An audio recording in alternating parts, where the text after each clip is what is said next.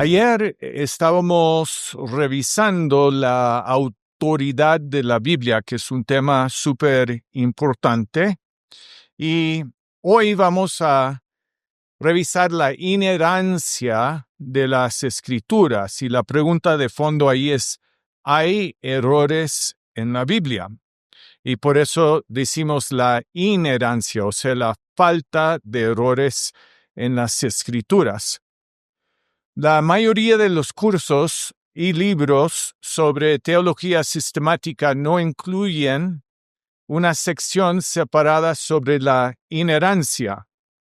Y deberíamos poder entender todo por lo que vimos en la autoridad de la Escritura. Sin embargo, en este mundo de hoy hay muchas problemáticas con respecto a la autoridad de la palabra de Dios y también respecto a mucha gente que piensa que la Biblia tiene errores. Entonces es importante que trabajamos la inerrancia de la Biblia.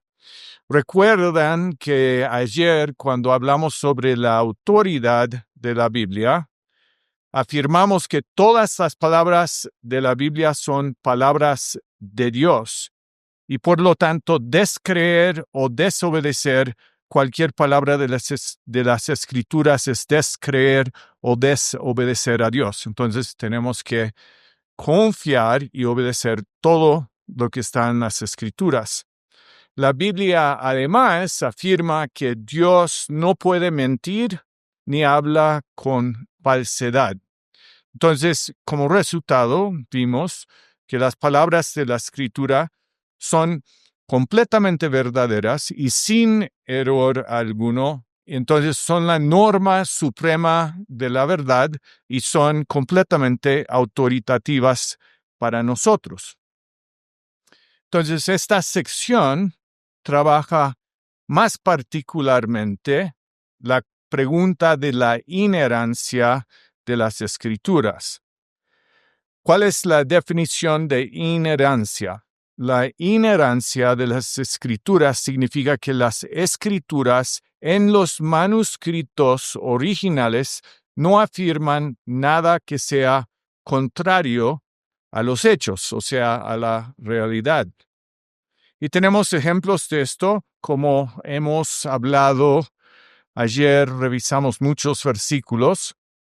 Y estos son algunos de los mismos, pero vemos en Salmos 12:6 que las palabras del Señor son palabras puras, como plata refinada en horno de barro, purificada 7 veces, que implica son absolutamente puras.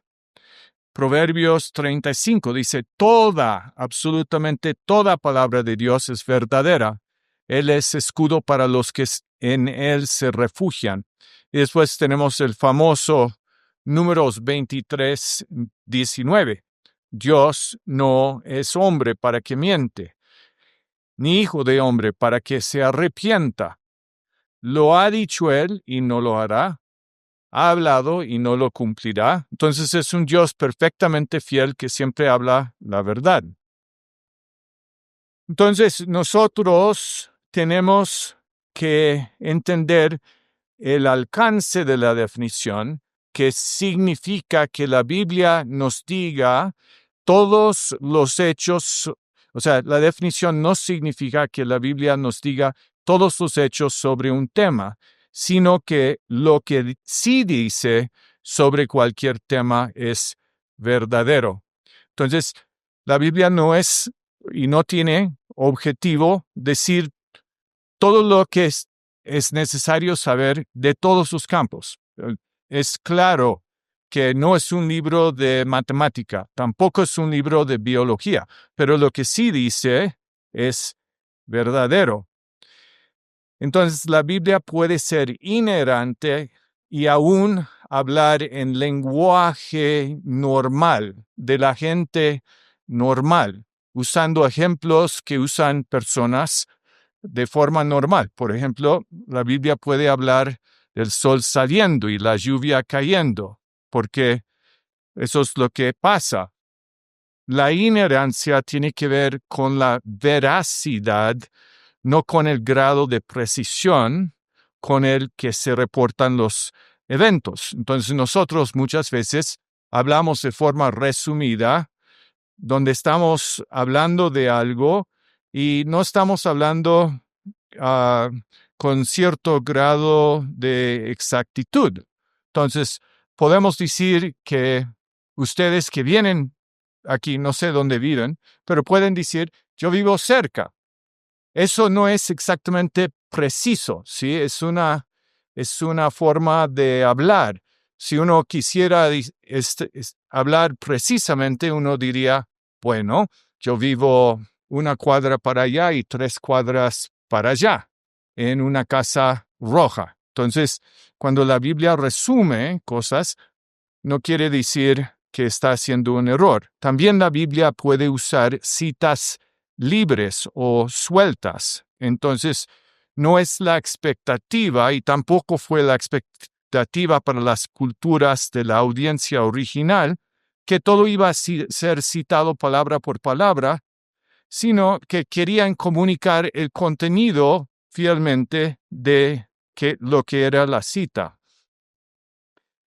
Entonces, también a veces vemos construcciones gramaticales en la Biblia que son un poco raros. Por ejemplo, algo del lenguaje de la Biblia es elegante y excelente en estilo. Por ejemplo, el griego de Hebreos.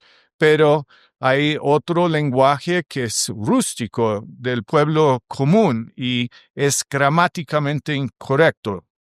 Y entonces no nos debería preocupar esto porque muchas veces gente común que habla de su forma pueden ser más confiables que gente elegante. Entonces, una afirmación que no sea gramaticalmente correcta puede ser completamente verdadera, y todo lo que está en la Biblia es verdadera independientemente de qué tipo de forma gramática que usa. Entonces, la cuestión no es la elegancia en estilo, sino la veracidad con la cual se dice. Entonces, hay personas que argumentan contra la inerrancia, y vamos a ver algunas de sus argumentos, sus objeciones.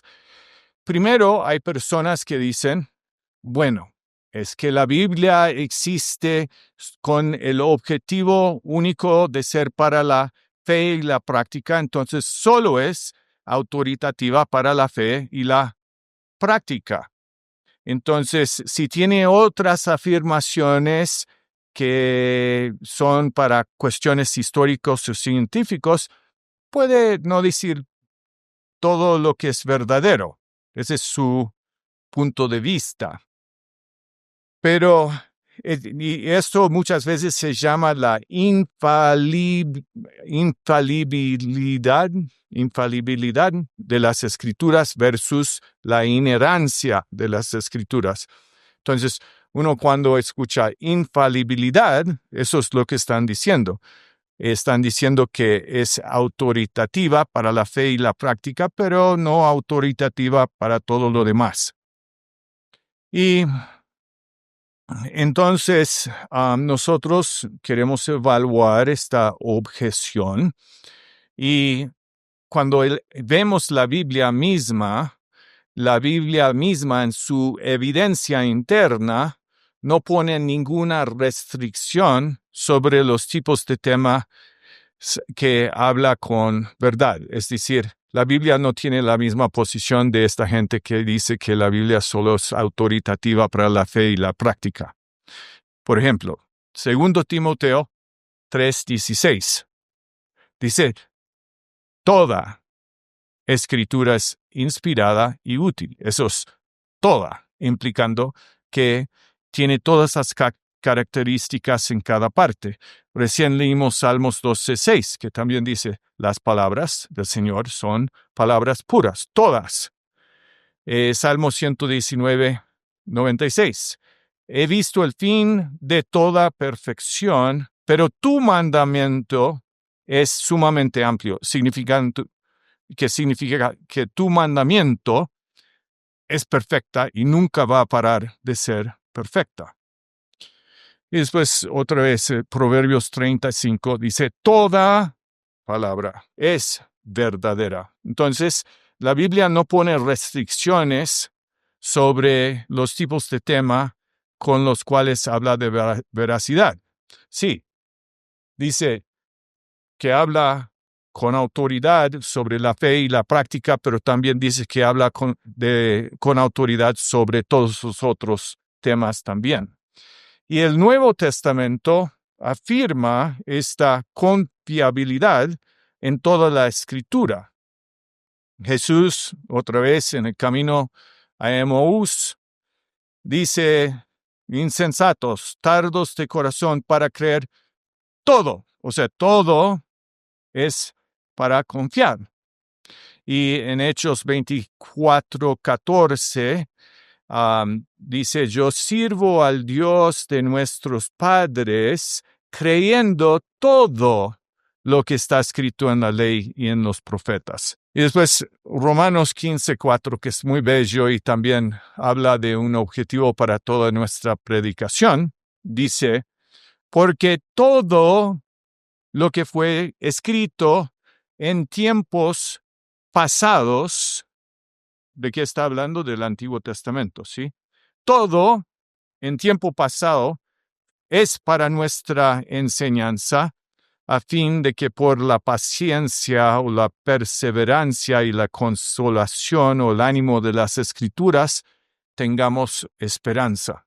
Entonces, en la Biblia no hay ninguna indicación que la Biblia misma piensa que hay ciertas categorías de afirmaciones que no son confiables, como las categorías históricas o científicas, en comparación a pasajes doctrinales y morales.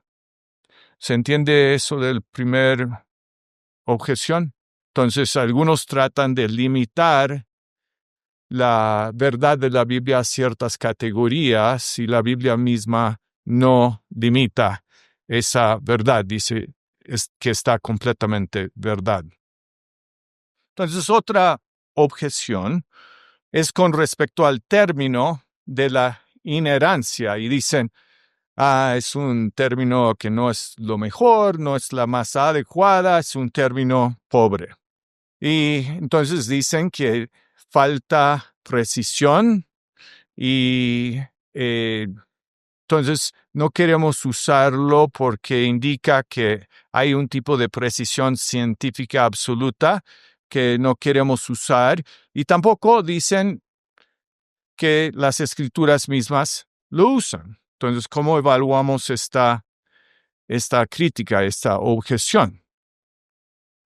Primero, los muy estudiosos académicos han usado este término de la inerrancia y lo han definido claramente. Entonces, el término existe con una definición y es claro. Entonces, no es como ellos están diciendo que el término falta precisión. No, el término tiene precisión porque tiene una definición exacta. Y además, nosotros siempre vamos a tener ciertas limitaciones con palabras. Es más, palabras tienen rangos semánticos, es decir, palabras significan diferentes cosas de acuerdo con el contexto que usamos. Entonces, también cuando hablamos de términos no bíblicos, usamos un montón de palabras no bíblicos para resumir enseñanzas bíblicas. Por ejemplo, Trinidad no está en la Biblia, pero resume lo que es nuestra doctrina de la Trinidad. También encarnación, ¿sí? Es otra palabra que usamos, pero no existe en la Biblia. Entonces, está bien usar términos para resumir enseñanzas bíblicas y está bien usar el término inerrancia para resumir esa enseñanza. Y ya que el término es ubicuo, ¿qué significa ubicuo? Se usa en todos lados. O sea, todos los académicos lo usan en la discusión sobre la autoridad bíblica y no tiene sentido tratar de eliminar la palabra en este momento. Todos saben de qué se trata y lo usan, entonces no vamos a tener éxito eliminando el término, entonces seguimos usando ese término. Además, hay otra objeción. Dicen, no tenemos manuscritos inerrantes. Por lo tanto, hablar de una Biblia inerrante es engañoso. Entonces, la inherancia, o sea, eso es una falta de comprensión de muchas cosas, pero la inherancia, primero, solo se reclama para los manuscritos originales, los cuales ninguno de los cuales sobrevive. Entonces, este punto es inútil. Pero también sabemos por la comparación de los manuscritos que tenemos que 99% de las palabras de la Biblia dicen lo que dicen los manuscritos originales, es decir, que hay muy poca variación entre los manuscritos. Sabemos cuáles son las áreas donde varían. Ninguna de esas variaciones afecta ninguna doctrina importante y realmente lo que tenemos en nuestros manuscritos está bien confiable. Entonces, esta es una objeción sin validez también. Además, dicen que los escritores bíblicos acomodaron sus mensajes en detalles menores a las ideas falsas de su época y afirmaron o enseñaron esas ideas de manera incidental. Entonces los autores están hablando de algo, pero están hablando dentro del contexto y usan algo que viene del contexto. Entonces, dicen, bueno, eso es falso, pero pensamos esto. O sea, Dios es el Señor del lenguaje humano y puede usar lenguaje humano para comunicarse perfectamente sin tener que afirmar ideas falsas. Es decir, si habla de algo que es del contexto de ese mundo o de la audiencia original, no está afirmando una idea falsa que viene de esa cultura, de ese contexto. Y aunque Dios, en efecto, condesciende para hablar el lenguaje de los seres humanos, ningún pasaje bíblico enseña que Él condescienda como para actuar al contrario de su carácter moral. Siempre actúa de acuerdo con su carácter moral y lo hace aún usando el lenguaje de los seres humanos caídos y limitados. Y entonces esta objeción también malentiende la pureza, la unidad, el poder de Dios que afectan todas sus palabras y obras. Y la Biblia otra vez reafirma eso en estos versículos de número 23, 19, Tito 1, 2 y Hebreos 6, 18. Otra objeción.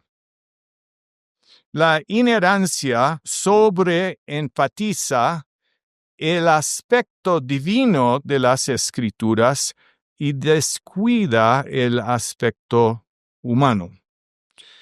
Entonces, es cierto que las Escrituras tienen un aspecto humano como divino, pero eso no exige que las Escrituras tienen errores para ser humanas. Es decir, Dios supervisó todo el proceso de escribir de las Escrituras y lo que Él habla y las Escrituras humanas pueden estar libres de error.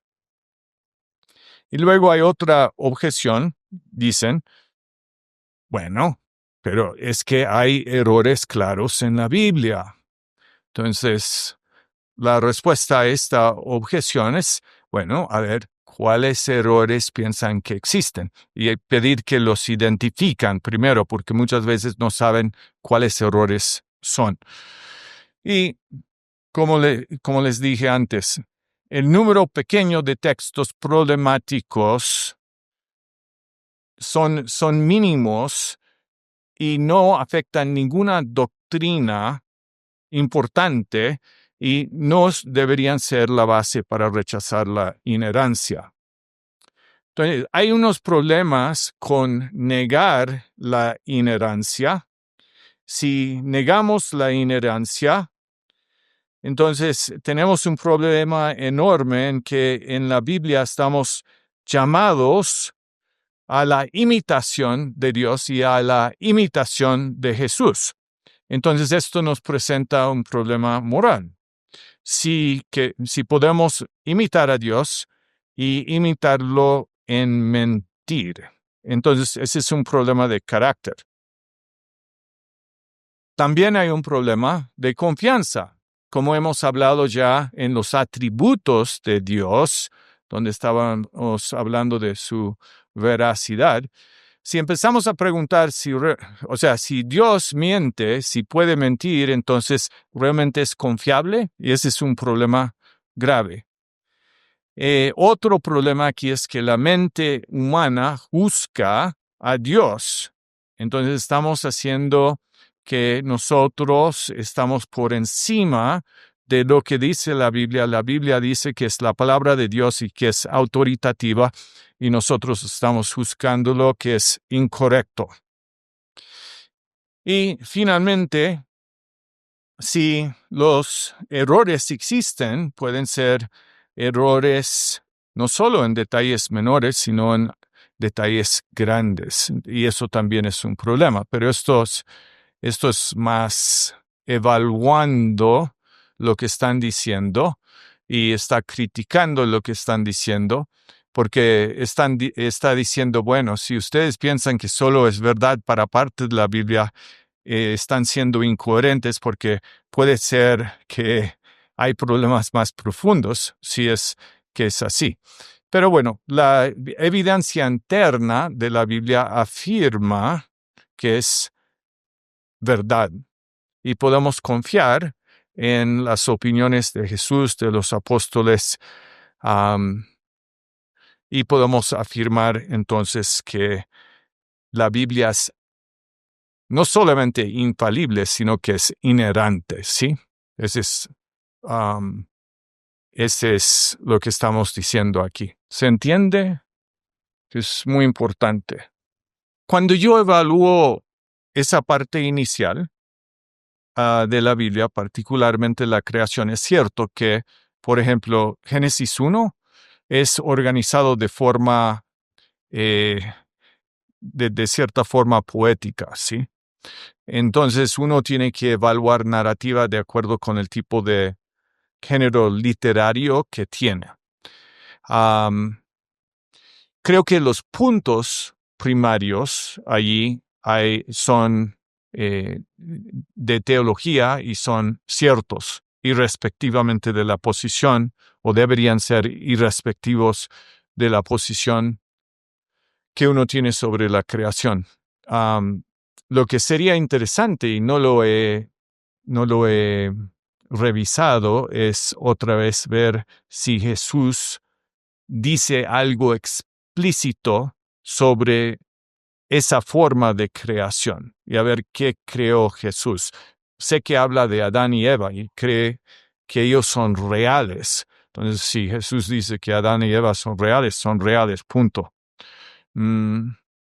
Sí, para mí hay ciertas cosas que pueden argumentar y pueden argumentar de una forma u otra forma, y cuando llegamos al cielo podemos preguntar. Pero afirmamos a la Biblia en cuanto lo que dice, lo que quiere decir es cierto. Entonces, yo tengo que admitir mi ignorancia respecto, he estudiado los argumentos. Para mí hay mucho en esos capítulos, el primero y el segundo, y hay muchos puntos, y esos puntos no me parece importante argumentar si es 6 días o 7 días o millones de años, porque los puntos siguen siendo vigentes lo que pasa en ese tiempo.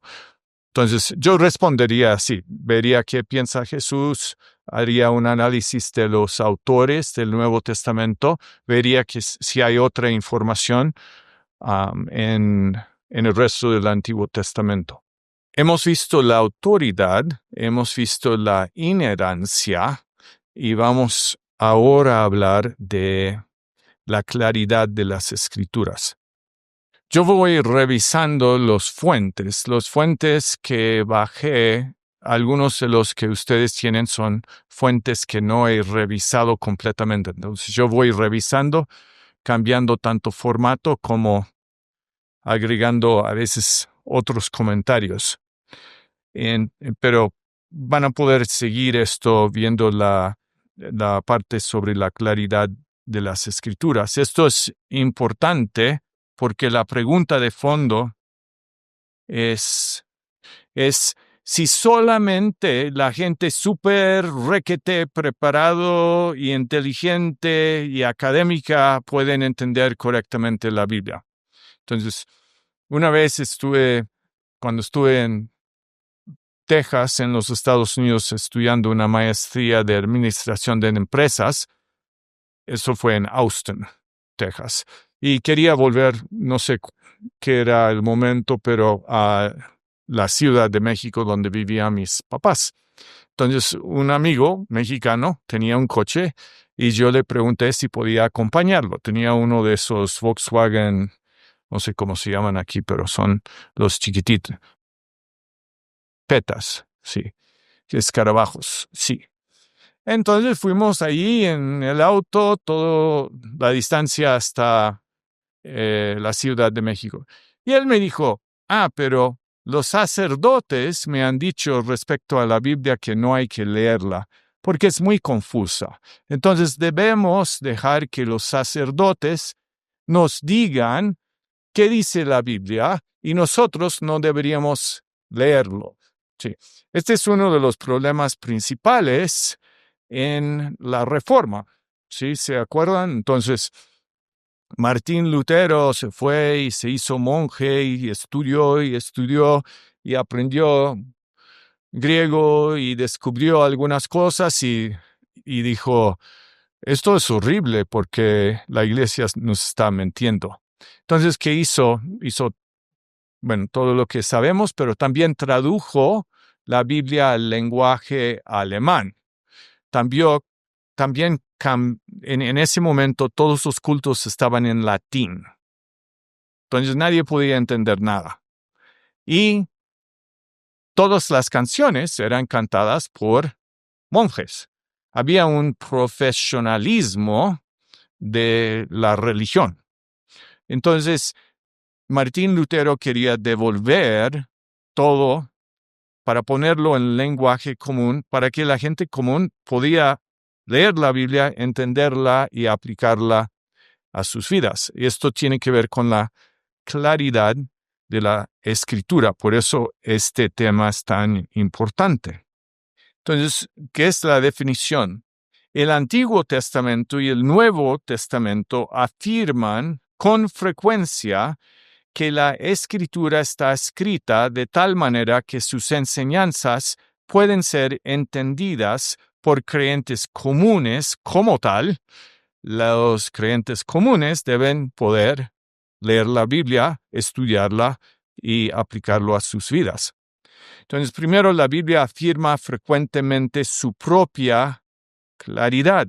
Y esta es la expectativa en el mismo Antiguo Testamento. ¿Por qué? Por ejemplo, Deuteronomio 6:7, dice, y estas palabras que yo te mando hoy estarán sobre tu corazón. Entonces, ¿qué hay que hacer con las palabras? Hay que internalizarlas para que están dentro de uno, dentro de tu mente. Deberías estar repitiéndolos a tus hijos y hablarás de ellas cuando estás en tu casa, cuando estás andando por el camino, al acostarte y también cuando te levantas. Entonces está diciendo que deberíamos tener una meditación completa y total sobre la Biblia, que quiere decir que el mismo Antiguo Testamento pensó que había claridad y que la gente común debería aprovechar de ese Antiguo Testamento. Salmo 1, en el versículo 2, dice lo mismo. Todos tenemos que deleitarnos en la ley y en su ley, en sus palabras, meditar de día y de noche. Salmo 19, en su aplicación al final, cuando habla de la revelación a través de la naturaleza y después habla de la revelación especial de la ley y lo aplica a la persona, pero dice la ley de Jehová es perfecta y hace cosas que convierte el alma. Entonces es para cada persona. El testimonio de Jehová es fiel, que hace sabio, ¿a quién? A los sencillos, no a los súper requete entendidos. Salmo 119, 130 dice, tus palabras alumbran, otra vez dan entendimiento a los simples. Entonces hay que llegar con la palabra de Dios a absolutamente todos.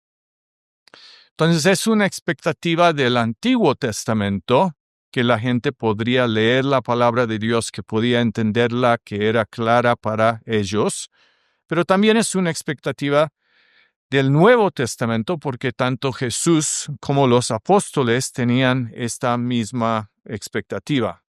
Nota que Jesús nunca culpó la confusión de las personas a la falta de claridad o oscuridad de las Escrituras. Él dice en Mateo 12:3, ¿no han leído?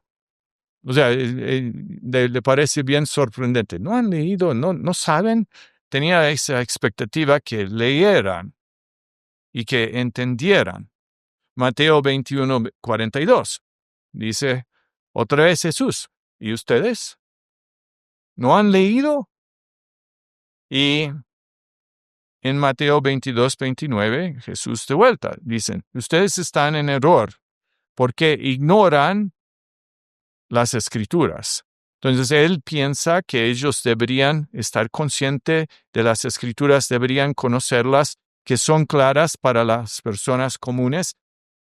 Y nota también que cuando los apóstoles escriben las cartas del Nuevo Testamento, están dirigidos no simplemente a los ancianos, están dirigidos a toda la congregación. Entonces, cuando el destinatario, es decir, la persona que debería haber recibido la carta, cuando lo recibieron, ellos tenían que tomar esa carta y tienen que leerlo en una reunión de toda la iglesia, no guardarlo en sus casas. Entonces, 1 Corintios 1:2, en su introducción, Pablo dice, a la iglesia que está en Corinto, a los santificados en Cristo Jesús, llamados a ser santos, con todos los que en cualquier lugar invocan el nombre de nuestro Señor Jesucristo. No está hablando a pocos, está hablando a todo el grupo. Lo mismo en Gálatas. Y todos los hermanos que están conmigo, a las iglesias de Galacia, plural. Filipenses 1:1. Pablo y Timoteo, siervos de Jesucristo, a todos los santos en Cristo Jesús que están en Filipos, y aquí aclara adicionalmente, con los obispos y diáconos. Entonces, está hablando de toda la gente común, no solo la gente en control de la iglesia. Y Colosenses 4:16. Cuando esta carta haya sido leída entre ustedes, hacen también que lean en la iglesia de los laodicenses y que también ustedes lean la carta que viene de la Odisea. Entonces hay que leerlo entre todos, es para todos, no es para simplemente algunos académicos y requete estudiados. También la expectativa de los autores del Nuevo Testamento es que la audiencia gentil no dicen, ay, pobre de ustedes que tienen que entender todo esto de la cultura hebrea. No, dicen, ustedes tienen que familiarse con alguna traducción del Antiguo Testamento, que ellos hablaban en griego, entonces esperaban que entendieran la Septuaginta. Como recién leímos en Romanos 15, o sea, Romanos es a quién, es a los romanos, son gentiles. Porque las cosas que se escribieron antes en el Antiguo Testamento son para nosotros. Entonces Pablo está diciendo, por favor, úsanlo, aprovechanlo, vívanlo en sus vidas. Y lo mismo como hemos notado en 2 Timoteo 3, 16, cuando dice toda la escritura, no está hablando del Nuevo Testamento, está hablando del Antiguo Testamento, toda la escritura. Entonces es útil para todos, para enseñar, para corregir, para que toda persona, hombre y mujer, puede ser perfecto. Entonces, toda la escritura es necesaria para la santificación. Hombres, mujeres, adultos, niños. Hay que usarlo. Se dice a veces que la Biblia es tan fácil de entender en sus enseñanzas claras que un niño de 2 años puede entenderlo, pero también tan profundo que teólogos pueden pasar años tratando de entenderlo. Pero tenemos que enseñarlo a los muy chiquititos para que ellos puedan agarrarse de esas verdades. Entonces, es muy importante ver que hay ciertas cualidades que son necesarias para entenderlo, y son cualidades morales y espirituales. ¿Sí? Entonces, no cualquiera puede sentarse y entenderlo claramente. Eso es lo que dice la Biblia de sí mismo. Entonces, es más, dice aquí una habilidad moral, pero realmente es una habilidad espiritual. O sea, es moral y espiritual que intelectual. 1 Corintios 2:14, que hemos revisado antes, pero es muy importante. El hombre natural, o sea, una persona no conversa, no cristiana, no regenerada, dice, no puede, o sea, no puede percibir las cosas que son del Espíritu de Dios. ¿Por qué? Porque para él son locura. No las puede entender porque se han de discernir espiritualmente. ¿Sí? Entonces, por eso simplemente hacer argumento tras argumento, aunque son importantes para hablar con la gente, no es lo más adecuado. Para mí uno tiene que empezar con la palabra de Dios, orar a Dios, pedir que Él los ilumine, que Él los da nueva vida para que finalmente se les hace clic y entienden. Aquí hay otro versículo de 2 Corintios 3, 14 y 16.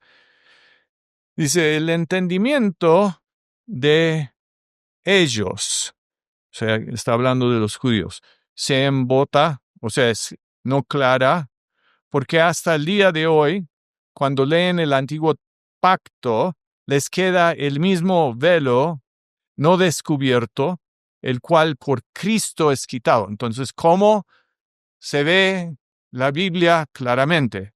Es por medio de la regeneración. Y aún hasta el día de hoy, cuando se leen a Moisés, el velo está puesto sobre el corazón de ellos, pero cuando se conviertan al Señor, el velo es quitado. Entonces, deberíamos hacer todo esfuerzo, porque es demasiado importante la eternidad. Si podemos cambiar la eternidad o por medio de nuestras palabras, debemos seguir el ejemplo de los apóstoles y hacer todo esfuerzo para que la gente pueda entender, y buscamos eso, pero también hay que orar con y para ellos, y también hay que presentarles con lo que dice la Biblia y esperar que el Señor hará un milagro para que finalmente lo aceptarán y lo entenderán y que podrá ser clara para ellos. Entonces aquí hay una definición de la claridad.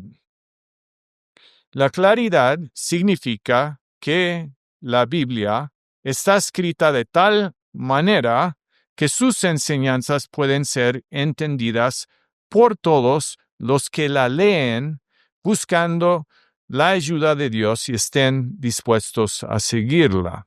Entonces, recuerdan que uno tiene que ser dependiente completamente en todo momento de su vida cristiana sobre el poder de Dios y tiene que buscar a Él y tiene que buscar también el entendimiento que Él da. Por eso, por ejemplo, Pablo ora al final de Efesios 1 y dice que está orando para que ellos puedan tener esa luz, esa iluminación, para que puedan saber la esperanza a la cual han sido llamados y para que puedan saber también la herencia que tienen y también el poder de Jesús. Pablo está orando para esa iluminación. Entonces nosotros también tenemos que orar para eso. Hay una pregunta entonces, si la Biblia es clara, pero si la Biblia solo se puede entender por personas regeneradas, ¿por qué las personas regeneradas entonces no entienden la Biblia? ¿Sí? Entonces, primero, a veces no lo entienden simplemente. Esto es lo que dice Jesús a los discípulos en Mateo 15. Ustedes también siguen sin entender, o sea, no entienden. En Marcos 4, cuando Jesús estuvo solo, los que estaban cerca de él, con los 12, le preguntaron sobre la parábola. ¿Por qué? Porque no la entendían. Y él les dijo, a ustedes les he dado conocer, saber el misterio del reino de Dios, mas a los que están afuera, por parábolas, enseño todas esas cosas para que viendo vean y no perciban y oyendo oigan y no entienden, para que no se conviertan y les sean perdonados los pecados. Y les dijo a ellos, no entiendan.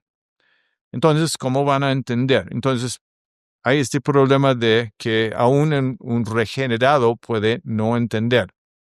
Y después esa crítica a los discípulos en Lucas 24 dice, ¿por qué no crean todo lo que las profetas han dicho? Está diciendo que no están confiando, no entienden.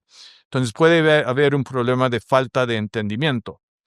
Puede haber un tema generado por la falta de entendimiento de conflicto, porque hay diferentes grupos que pueden desarrollar diferentes perspectivas. Y entonces vemos esto en el Nuevo Testamento. Había un concilio en Jerusalén. Tuvieron este concilio en Hechos 15. Y dice que después de mucha discusión, entonces cuando hay diferencias de opinión y conflictos, tenemos que reunirnos, hablarlo. Pedro se levantó y dijo, pero el punto es que había discusión. También sabemos en Gálatas que aún Pedro, él inicialmente comía con los gentiles, pero después vinieron algunos de los judíos que decían que había que mantenerse separado. Entonces Pedro se apartó. ¿Qué es eso? Eso es decir, yo, aunque soy conectado con Cristo, no estoy reconociendo que ustedes también están conectados con Cristo. Eso no es bueno, porque eso es hacer diferencias entre el pueblo de Dios. Entonces Pablo lo condena y le dice, tú no puedes hacer esto. Y es muy admirable de Pedro que parece que él lo escuchó y se humilló y se arrepintió. Entonces, en los conflictos, las personas que están después de hablar las cosas, los que están mal entendiendo cosas, es bueno que se humillan y que se arrepientan también. Entonces, ¿qué hacemos cuando hay problemas en la claridad de algún entendimiento de ciertas personas?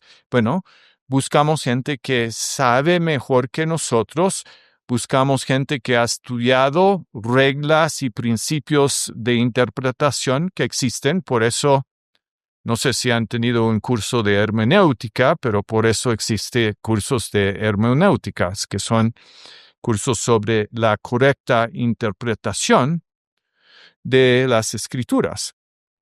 Entonces acudimos a esas personas. También hay un proceso llamado exégesis, es sacar el significado del texto para que podamos saber lo que Dios está diciendo a través de ese texto. Entonces, hay esperanza para nosotros, hay esperanza en que hay estas reglas de interpretación que nos ayudan, que hay gente que los ha estudiado y que deberíamos esforzarnos cada vez más para tener una correcta interpretación de la Biblia. Afirmamos de vuelta que la Biblia es clara, se puede entender por la persona común, pero solo por la persona que es regenerada, y que a veces aún entre personas cristianas pueden tener diferencias de opinión, y ahí tenemos que estudiar el tema, tenemos que hablar el tema, tenemos que usar herramientas como la hermenéutica y la exégesis. Entonces, hay mucho ánimo práctico de esta doctrina.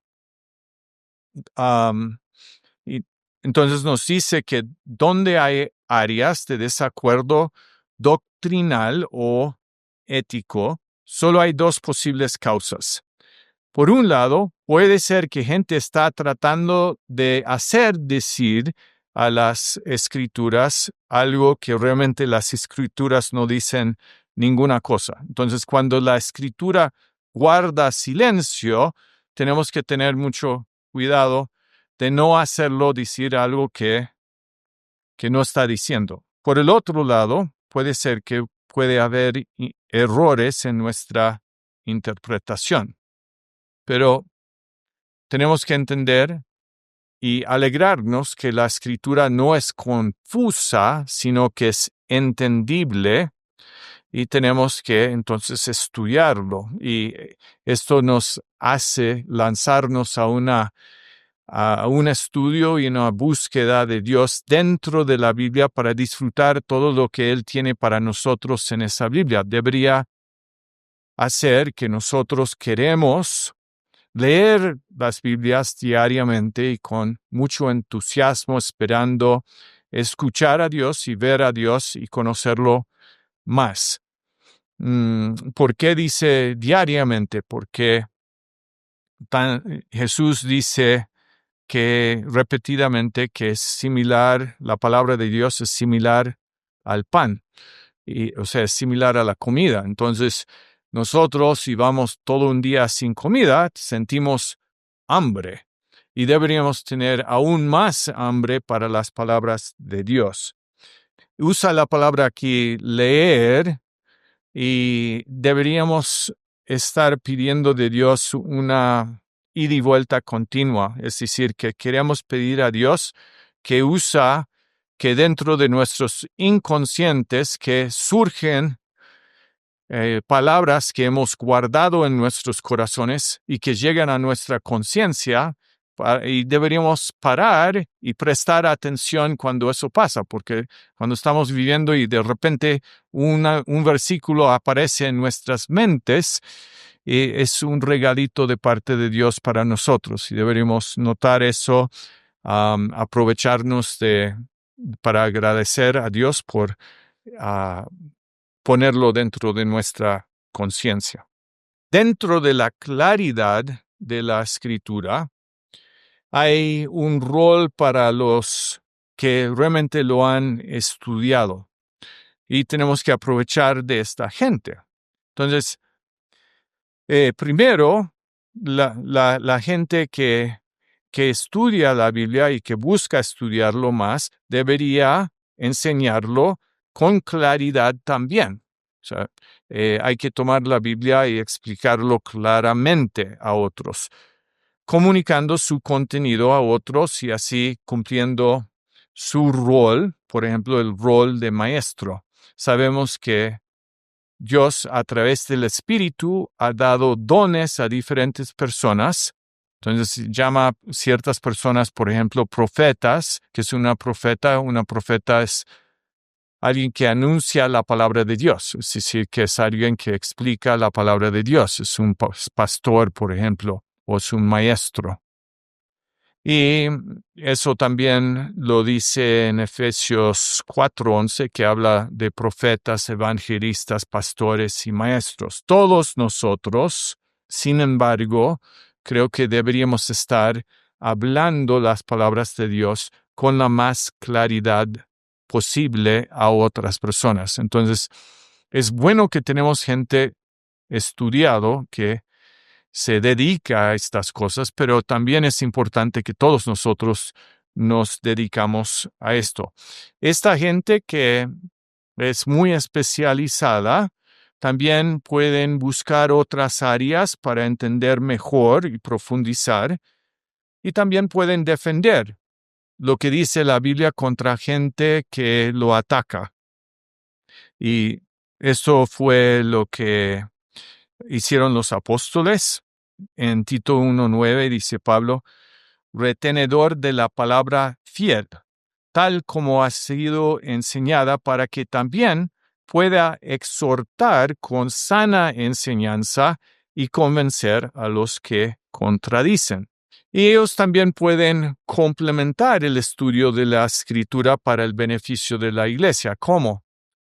Por ejemplo, su preparación les ayuda a relacionar las enseñanzas de la Biblia con la historia de la iglesia, con una interpretación más exacta de las escrituras y ayuda en que su significado entonces sea más vívido a través de un entendimiento de los lenguajes y las culturas en el momento original cuando se escribió la Biblia. Entonces, es bueno tener gente especializada. Es bueno tener gente que busca a Dios a través de una dedicación.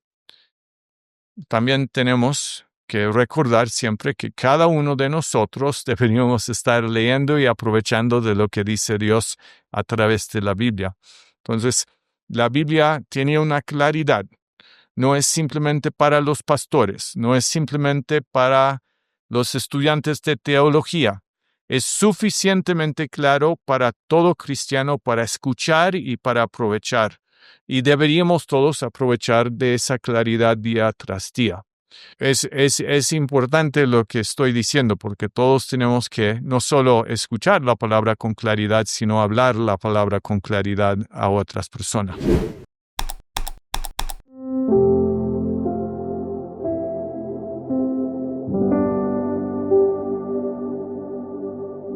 Thank you.